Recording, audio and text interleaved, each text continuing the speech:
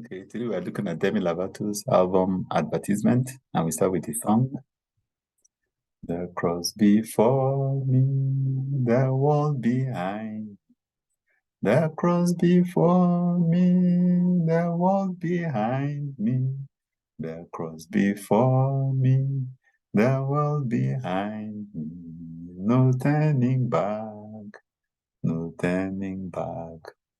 Of course, I don't know whether you've seen the advertisement. It was actually banned by the UA and by the United Kingdom advertising regulators. But you can actually see her in a bondage outfit, lying on, a cross. And of course, the title of the album is actually Holy, then a four-letter word. And of course, the reason why it was banned, the billboards, promoting the new advert was because it will cause serious offense to Christians, particularly because of the use of the cross. But let's go to scripture.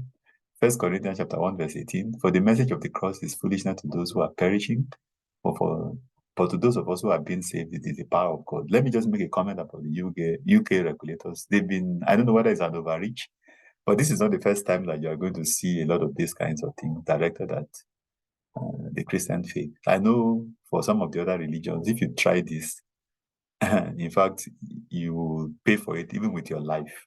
But for Christians, we are quite tolerant. And it's also because we follow, Christians. So we follow the teachings of Christ. I don't know whether one can say that the UK regulators are right in what it is that they've done. But I think part of the things that you see here is because of the humility of Christ. So for a lot of people, that God came in the flesh, allowed himself to be crucified, how does that solve the problem of sin?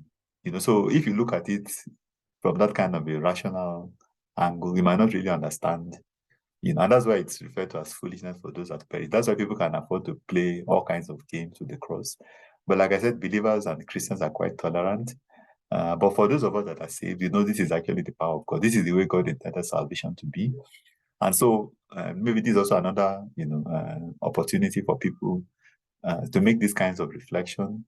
God has made a way for salvation through his son, which might look like foolishness to you, but you need to reconsider your ways and actually make that commitment, so that you can start to enjoy the gift of salvation.